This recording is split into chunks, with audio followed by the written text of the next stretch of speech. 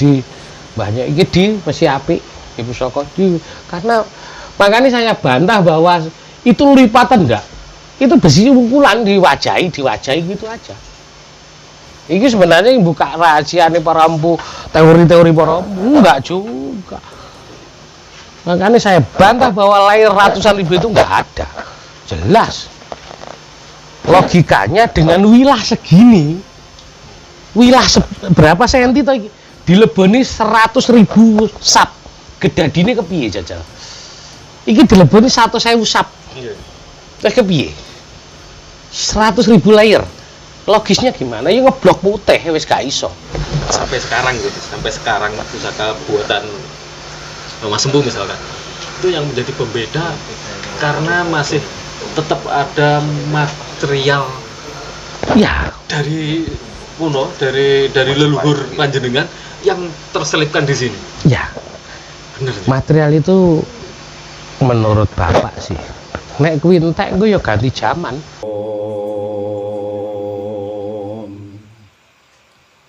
Yo manaku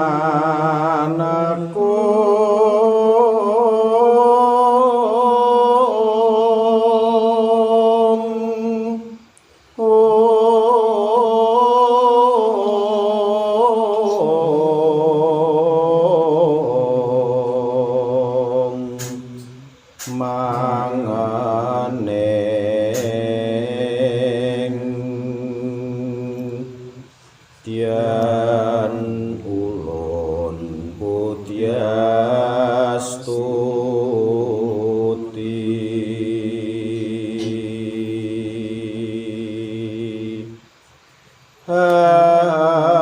rasa yo sadaro.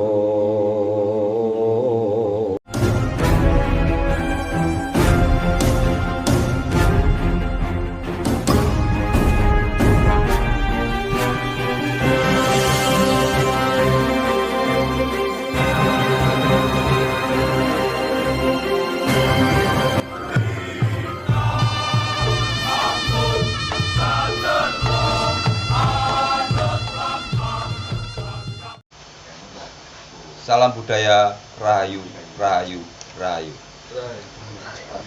Berjumpa lagi bersama kami di channel Pusaka Bumi Wengker. Pada kesempatan malam hari ini kita berkunjung bersilaturahmi di kediamannya Empu Mageti.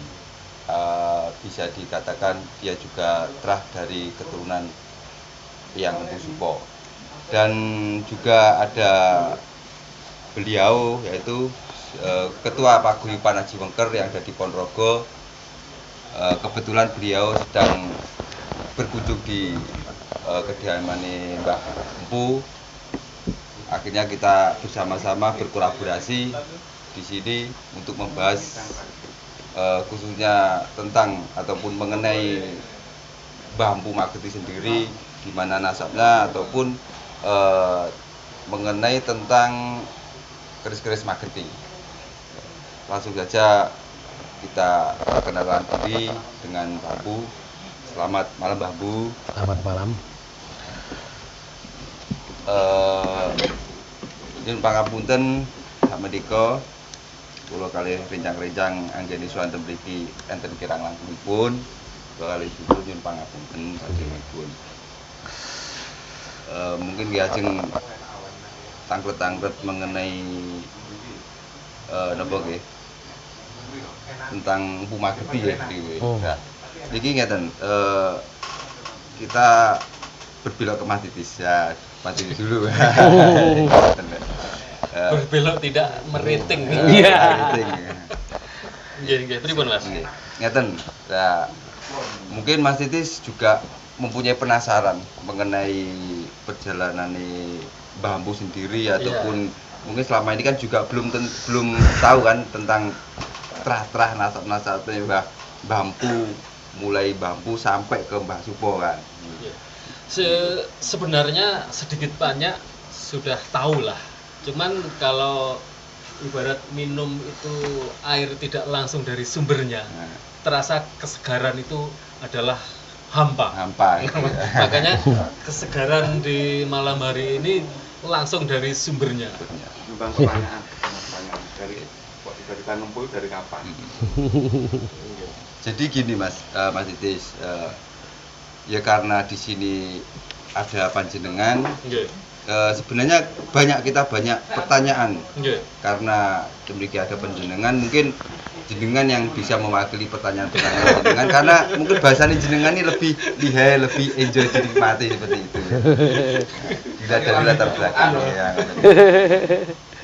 Nuwun sewu. J. Gus Sembuh ini namanya melempar batu sembunyi. Ya.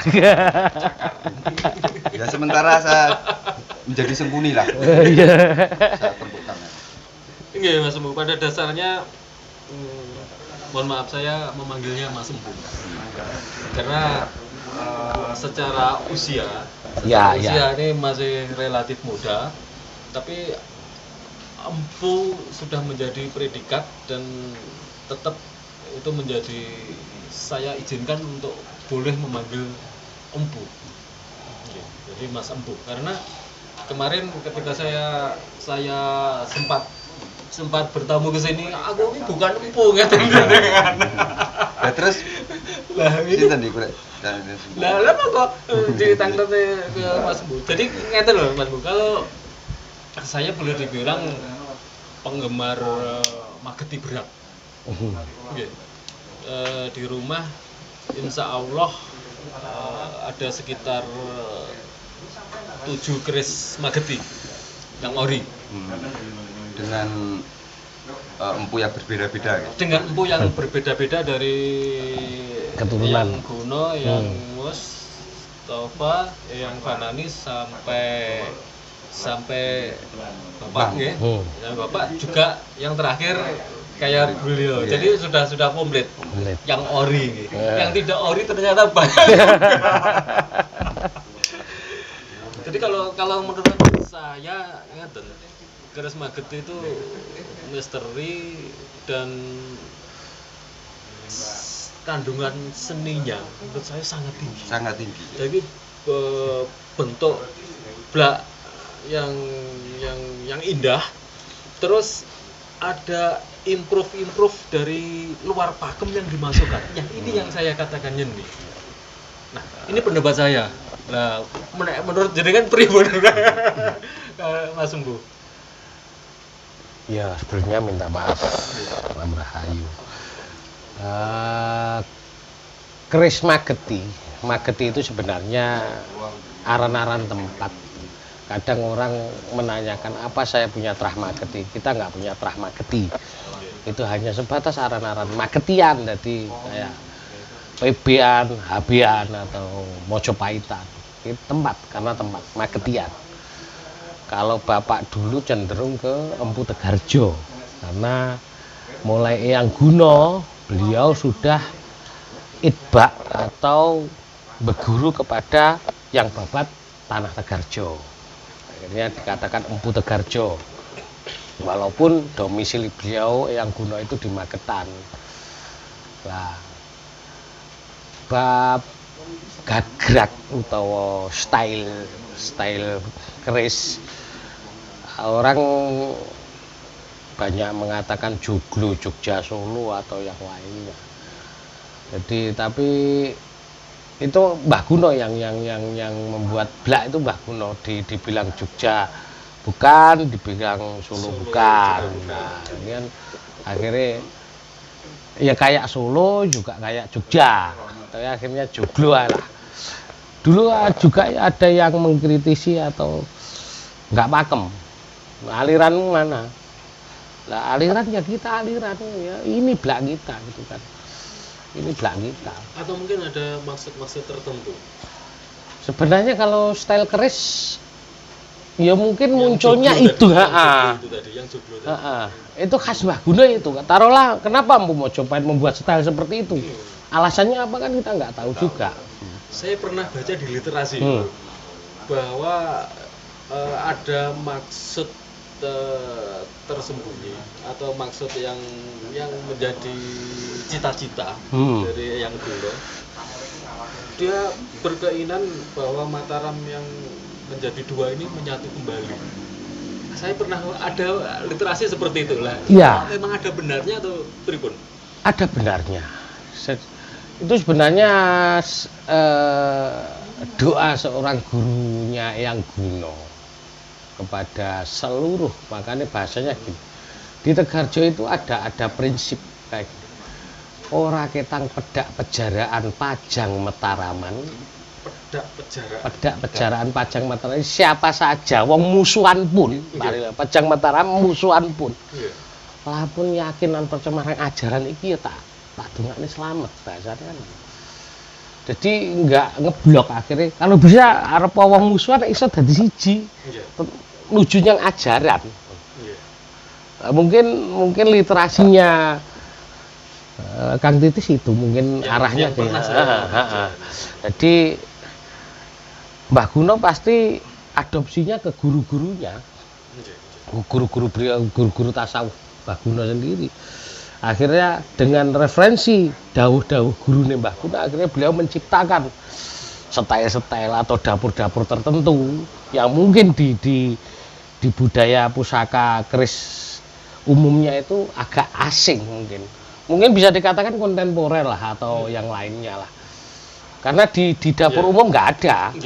Ya itu tadi kalau saya bilang ada improve, jadi ada sesuatu yang lain yang dimasukkan di situ dan itu yang saya katakan nyeni. Dan itu yang membuat saya tergila-gila. Ya mungkin yang Guno menciptakan dapur-dapur tertentu itu pasti punya maksud, gak mungkin enggak. Bukan tanpa maksud. Bukan tanpa maksud. Pasti ada. Pasti ada. Taruhlah daerah kalau orang biasa mengatakan Mageti 3, Mbah Imam Panani atau Imam Syuhada kayak menciptakan dapur Jalak Bimo Suci atau Bimo Sekti. Lah maksudnya apa? Pasti ada maksud. Dan kalau saya telaah, beliau ngadopsi dari pola pewayangan juga, lakon-lakon. Karena Mbah Kung itu menurut sejarah Bapak, Mbah Kung itu sangat hafal sejarah apapun, mulai babat tanah Jawa, pewayang, beliau luar biasa. Jadi ratune sejarah lah bahasanya. Jadi akhirnya dengan sejarah yang beliau pahami, akhirnya menciptakan dapur keris. Walaupun stylenya Mbah Guno sama Mbah Kung akan beda juga. Tapi kan ini Mageti gitu kan. Mageti 3 Yayasan Mageti 3 kan. Ya, kalau saya menggarisbawahi justru di kehidupan Eyang Guno sendiri ini adalah sebuah sejarah. Jadi ini sekaligus ini ya mencocokkan dari apa yang saya ketahui. Mbah Guno, Eyang Guno pernah menjadi apa niku empu keraton. Terus akhirnya menjadi empu Pangeran Diponegoro. Keraton dan Pangeran Diponegoro ini bertentangan. Ya, bertentangan gitu. Keraton menurut pandangan saya ini bekerja sama dengan VOC atau Belanda, sedangkan Pangeran Diponegoro yang diikuti Mbah Guno ini oleh keraton dianggap pemberontak, tapi bagi kita adalah pahlawan yang membela rakyat. Terus itu Jogja, itu Jogja. Di Solo, Magetan ini adalah wilayahnya Surakarta. Magetan kita masuk Jogja. Masuk Jogja juga ya, masuk Jogja juga. Magetan masuk Jogja, kalau Ponorogo itu Surakarta. Ponorogo Surakarta. Ya. Magetan itu Jogja. Tapi Madiun, Pacitan itu Jogja. Lah, Mbah Guno sendiri kamu sejarah secara realnya pun kita hanya punya silsilah aja. Kalau secara perjalanan pun kemungkinan melihat dari material cenderung Kartosuro. Mungkin ya, ini belum kita pastikan. Yang dari sejarah itu tadi, kalau yang saya ketahui juga, Keraton Solo itu mendukung Diponegoro. Iya. Jadi akhirnya ketika lepas dari ini ya, dari dari perang Diponegoro, Ya. akhirnya blak-blak ini yang joglo tadi. Mungkin seperti itu. Lah makanya itu bisa Dari bisa lah. pengkajian saya. Ya pengkajian itu. Tapi ini kan yang valid 100% kan dari sumbernya langsung gitu loh. Kalau Ini kan cuma Bapak kajian saya sendiri aja. sering cerita tentang Mbah Guno itu mulainya kan dari cerita ajaran. Iya. Kalau cerita kecilnya Mbah Guno pun kita masih kayak remeng-remeng lah. Cuma Iya. kita gali. Dan ada sedikit titik terang memang arah ke Kartosuronya ada. Cuma di Magetan Mbah Guno bukan kelahiran Magetan kalau menurut pendapat saya. Pelarian, jadi Mbah Guno itu pelarian ke Magetan. Jadi domisili di Magetan wis sepuh wis pelarian. Dan Guno Sasmito itu bukan nama asli, itu nama gelar. Itu nama gelar. Pelarian dari mana kalau boleh tahu? Ya, dari barat. Dari barat ya. Beliau mungkin pas ngladeni Diponegoro ini posisi nggak di Magetan kemungkinan. Masih di Jawa Tengah. Ya, dengar-dengar gini Mbak, mengenai Magetan juga di sisi lain itu mengupas tentang masalah pusaka ataupun keris. Dengar-dengar itu Magetan itu juga ada sebuah aliran atau ajaran yang namanya Satorya atau benar seperti itu Pak? Ya. Gimana itu penjelasannya? Eyang Guno itu akhirnya setelah pelarian beliau mendirikan pandai besi di Magetan kota. Di waktu itu Eyang Haji Abdurrahman beliau mencari empu. Setiap pandai-pandai itu didatangi, dites satu saat. Guru-gurunya Eyang Guno, akhirnya jadi guru beliau. Jadi setiap Mbah Haji Abdurrahman mau datang ke pandai-pandai dites satu-satu. Ternyata ada satu pandai yang dianggap mumpuni waktu itu, Eyang Guno itu, dan sebenarnya awalnya agak crash sebenarnya. Ada sejarah kelam yang memang antara posisi Eyang Haji Abdurrahman dengan Eyang Guno itu memang posisi gimana ya? Mbah Haji Abdurrahman babat di sini untuk gelar ilmu Aji Satorya itu di waktu itu memang agak aneh karena menzahirkan dikru. Dan itu pun diprotes oleh beberapa kiai-kiai sekitar. Dan dianggap bahwa ajaran ini tabu, agak menyimpang mungkin. Terus dimulai ke Kabupaten Magetan, Adipati Magetan, akhirnya Mbah Haji Abdurrahman ditangkap, tapi dengan penjara luar kayak tahanan luar. Boleh. Nah, waktu jadi tahanan itu Mbah Haji Abdurrahman keliling di Magetan. Nah, ketemulah Mbah Guno. Mbah Guno masuk aliansi ulama. Salah seorang yang tidak setuju dengan alirannya Syekh Abdurrahman. Bengkre lah akhirnya. Awalnya seperti itu ya. Pertama, ini sebelum dengan Pangeran Diponegoro atau belum? Setelah. Setelah ya. Lah posisinya kan Mbah Haji Abdurrahman hanya sebatas kayak gini, laskar pun laskar dalam bukan laskar muncul. Iya. Laskar dalam nggak muncul beliau di Diponegoro, dia kayak gini loh memberi masukan strategi gini aja. Lah setelah ketemu Eyang Guno, Mbah Haji Abdurrahman itu pertama kali pesen pisau larwalang. Pertama kali larwalang ini kayak bengung gitu. Kayak Larbangu beda. Beda, larwalang ini ke belakang, nek larbangu ke depan. Larwalang. Lah fungsinya ngerok batok. Alasannya dodol irus bahasane riyen. Aku lho dodol irus, tapi intinya ngetes. Jadi, terus sae gayane jenengan sae. Lah kula badhe pesen pusaka. Jenengan empu to? Nggih, kula empu. Pusaka niku awis larang. Jenengan apa kuat tuku. Sampai seperti itu. Insyaallah nek Gusti Allah ngersake ya. Nggih, kula damelke setunggal wulan jangan kedamri. Lah nyuwun pusaka napa? Kula nyuwun tumbak totok. Lah, tumbak totok niku angel. Larang. Kuwi larang, ya? Bahasane ngoten. Nggih insyaallah kula saged anu mahari. Itu maksudnya apa? Mahal di situ. Kalau saya Kalau- pikir tidak sekedar mengenai apa? Enggak sekedar itu. Tidak itu. Kalau kan. bisa ini diasorkan, kamu harus kalah bahasanya. Oh seperti gitu. itu. Enggak ada. Nggak boleh menang dari saya. Ego Mbah Guno waktu itu masih memang tinggi mungkin. Nah akhirnya 1 bulan Syekh Abdurrahman, waktu itu bukan Syekh Abdurrahman, Kiai Nur Besari. Iya. Namanya Kiai Nur Besari. Lah jadilah Tumbak Totok. Pusakane wis dadi. Jenengan beto arto ora? Langsung dituding seperti itu. Iya. Waduh. Kula wau mboten beto arto. Marahlah Mbah Guno. Iya. Senengan ki omonge kiai wis diuneni ra karu-karuan. Pangapunten, Bu. Nek dadi depan rumahnya Eyang Guno itu ada pohon cermai. Iya. Nah, setiap hari disapu, tapi jelalang urung ditimpal kuwi. Iya. Nek arto niku kula beto mboten sedeng niku nduding godhong cermai dadi arto. Dadi dhuwit kabeh. Iya. Mbah Guno mulai ngledok. Kula ki ya butuh duit, tapi ora kemalen duit. Jadi artone disebar dadi sak desa kali Mbah Guno. Disebar dadi desa ning Mbah Guno ini udan duit. Udah duit. Udan duit. Ini berbahaya kalau zaman sekarang. Iya. Inflasi.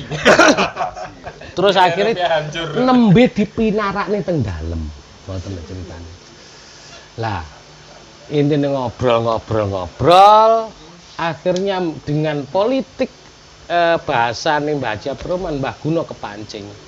Intinya gini, saya ini Kiai Nur Besari loh. Saya itu merasa kula iki ngerasa dereng sempurna ilmu kula. Saya merasa ilmu saya belum sempurna. Saya mencari guru yang bisa, orang yang bisa ngalahkan saya untuk saya guru nih. Terpancinglah Mbah Guno. Sami. Kula yang ngerasa ilmu kurang sempurna. Aku golek wong sing iso ngalahke aku batak guru nih. Lah kepancing. Intine ayo ben ludak kowe ben wani. Lah engko nek perang kan nek kalah kowe dadi muridku kan ngono intine. Kalahlah Mbah Guno. Kalah. Akhirnya ndodok prok sungkem kula guru lah niki. Akhirnya jadi murid. Langsung jadi murid. Jadi diberi tugas membuat pusaka untuk murid-muridnya gitu. Lah, dengan dasar ajaran Satoriyah itu awalnya. Jadi ku lek masalah Mbah Guno kalah niku perang ini perang paham atau perang ajaran atau perang pribadi? Lucu niku perang lho, delian. Perangnya perang delian. Yang jelas tidak benturan Jadi fisik atau enggak. Enggak. Kelas beliau gak mungkin benturan Iya. fisik. Iya. Jadi adep-adepan ngeten mawon nggih, Bu. Monggo pados-padosan, mangke kula ndelik teng pinjan padosi, kula jenengan ndelik teng pundi kula padosi. Kula napa jenengan rumiyin sing kang ndelik. Kula rumiyin, Mbah Guno. Mbah Guno ndelik ning ereng-ereng pucuk Gunung Lawu. Kali Mbah Yai Nur Besari, Kimpu jenengan ndeliknya mbok rada adoh, mosok omah magetan ndelik ning latare dhewe. Seh ngono Mbak, malih bahasanya. Terus kedua, Mbah Haji Abdurrahman ndelik ning telenge Segara Kidul. Kali Mbah Guno digogoni. Tuh. Kok kados kul to Kiai. Mbah Guno ndelik ning teng telebete Ka'bah. Badhe ikram to Kimpu. Terakhir Mbah Guno, Mbah Kiai Nur Basi ndelik ning jerone Mbah Guno. Mbah Guno ora iso ndelik bisa. Kalahin. Jadi mlebu yang Mbah Guno. Mbah Syekh Kiai Nur Basi mlebu ning Mbah Guno. Mbah Guno sing digoleki metu ternyata ning jerone Mbah Guno. tapi secara fisik dia mungkin Iya, coba- kayak adep-adepan coba ngene duduk, iki adep-adepan yang saja. meja kayak meja bundar itu dulu. Iya. Meja makannya orang sekarang ini. Jadi sesekti iku ya orang biyen iku Mas. Kita nggak apa-apa ngerasani seperti itu. Enggak apa-apa. Saya merinding. Saya sering menyejarahkan itu. Mungkin di orang sekarang dianggap wah itu karangan dan ya monggo, Nggih. terserah. Kita sejarahnya seperti itu yang diutarakan bapak dari mbah dari mbah. Seperti itu sejarah nggak pernah dikurangi, nggak pernah ditambahi seperti itu. Terus akhirnya ini berjalan bersama-sama nih antara Lah akhirnya Kapuan sama pondok terus pesantren ini. besi-besi pun juga dipilihkan oleh Mbah Haji Abdurrahman. Makanya terus mulai gumelar yang paling besar itu di era Tegarjo kedua. Putri nih yang Haji Abdurrahman ya kuwi yang Nyai Harjo Besari. Seperti itu. Jadi banyak iki di masih apik di pusaka di karena makanya saya bantah bahwa itu lipatan enggak. Itu besi pukulan diwajahi gitu aja. Ini sebenarnya yang buka rahasia nih para empu teori-teori para empu enggak juga. Makanya saya bantah bahwa lahir ratusan ribu itu enggak ada. Jelas. Logikanya dengan wilah segini, wilah berapa senti toh dileboni 100.000 sap. Gedadine kepiye jajal? Iki dileboni 100.000 sap. Iya. Terus kepiye? 100.000 layer. Logisnya gimana? Ya ngeblok putih wis gak iso. Atau mungkin bahan dasarnya masih berupa pasir ya, pasir logam terus ini enggak. di Mungkin saat itu template gitu. Enggak. Sudah tidak lagi Tidak. ya. Ada batangan-batangan. Lalu alam pernah Mbah Nyai itu mau mantu Iya. arep blonjo nang pasar. Iya. Nggawa ya blonjo mesti nggawa uang akeh lah Pak. Numpak dukat dicegat wong.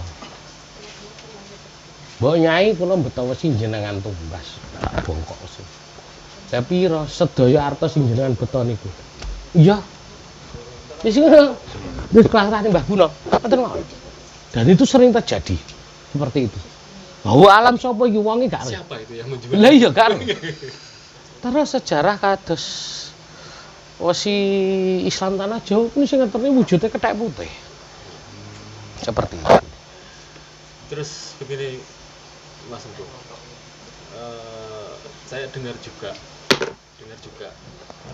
bahwa yang menjadi pembeda pusaka Mageti secara esoteris itu sampai sekarang pusaka buatan Mas Empu misalkan itu yang menjadi pembeda karena masih tetap ada material Ya, dari kuno dari leluhur panjenengan yang terselipkan di sini. ya. Bener. Material itu menurut Bapak sih. Nek kuwi entek engko ya ganti zaman. Sekarang Akan. masih banyak. Ya alhamdulillah sampai cucu lah nanti. Mungkin. Enggak tahu. Di era generasi bawah saya seberapa dia mengeluarkan pusakanya. Iya. Tergantung berapa kekuatan gumelar. Kalau memang banyak ya gak mungkin teko cucu. Tapi tafsirnya kalau kayak era saya mungkin masih sampai cucu.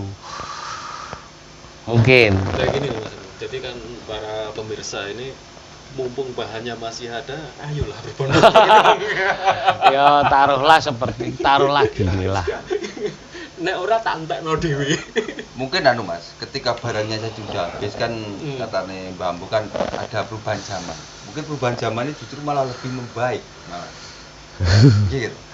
Karena semakin banyak kita membuat pusaka kan energinya kan Ada semakin sebenarnya gimana ya? Perubahan, kalau sesuatu berubah itu pasti ada baru. Sesuatu yang baru.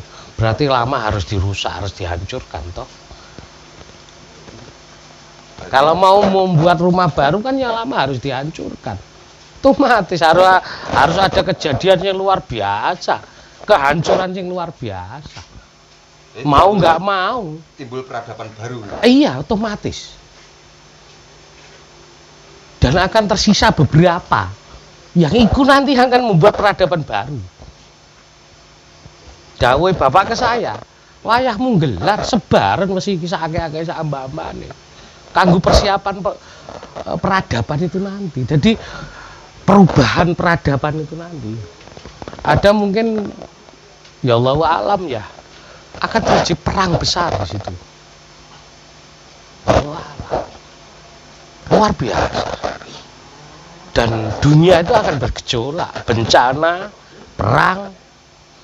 Prediksi tafsir para empu perangnya gak mesin, kembali ke asal ya perang manual. taruhlah seperti itu. Bahkan mereka akan berfungsi. Taruhlah sampai bapak tak ibaratke kaya dening iwak diobat. Oke iwak mati tapi iso tak enek sing slamet. Lho sik Pak. Berarti udara iki racun. Iya racun. Terus selamatnya kepiye? Gak jawab. Kalau saya menganggapnya COVID kemarin itu juga perang juga. Itu baru Awal ya. baru apa ya? Nek gue ngarani. Sepersekian Baru apa ya? Uji coba lah mungkin coba, mungkin. akan lebih dahsyat itu nanti. Prediksi Bapak nuklir kelas ya. Nah, akhirnya kok ada banyak yang selamat di posisi ajaran. Baru paham niku nek orang sini ngarani cincin itu dudu singkat, masih tawa. Iya. Tawa itu penawar. Iya. Nah, selama ini fungsinya hanya kalau kentuk kolo cengking, Penawar racun. penawar racun. Benar-benar ada ya masih tahu Iya, itu. kalau orang sini keyakinannya Yakin ada ya. jadi duwe wesi iki bukan ajaran, wesi tawa kanggo nek kentuk kolo jengking, kentuk klapen, tempelke mari. Dia menawarkan. Lah, akhirnya pola pikir saya, apa sih nyekel pusaka iki ya? Akhirnya dia pegang, ya mungkin keracunan tapi nggak sampai mati gitu. Terus akhirnya kemarin pernah ada pertanyaan, apa besi magnet itu bisa menawarkan COVID? Ya aku gak wani jawab. Wallahu alam, gitu aja. Menurut saya pusaka itu adalah manifestasi perwujudan dari bentuk doa dan ikhtiar yang ada di sini, berwujud dari sini. Dan ini kalau memegang ini kan selalu dekat dengan alam semesta, dengan sang Yukmo Kawekas. Sebenarnya bagi saya keris magnet itu energinya tak anggap kayak aki lah, dia starter. Dia kalau Tegarjo menganggap kayak emban dan aki. Emban itu ilmu, aki itu pusaka. Penguat. Dia bisa, dan dia kayak seperti magnet untuk berzikir bahasanya, mengingat Tuhan bahasanya. Nek wis eling kan gak fungsi, gak masalah. Kayak aki starter reng, aki gak fungsi gak masalah. Selama ini bunyi, kalau mati starter neh kan gitu. Kayak tarikan magnet. Lah wong nek wis eling karo Gustine kan arep nyapo. Iya. Tapi karena kita masih dikatakan manusia, Ya. kadang Bali, kadang alfa, kadang railing, kadang semaput, makanya butuh kenapa pengingat-pengingat. pusaka magnet diarani pusaka pikukuh itu maksudnya ke situ, gitu kan, sebagai ageman. Mas Agung, pusaka magnetinnya sudah berapa? Saya belum punya. Makanya itu Iya. Kalimatnya masih bagus, belum punya. Berarti kan ada niatan untuk Ya, insya Allah suatu saat.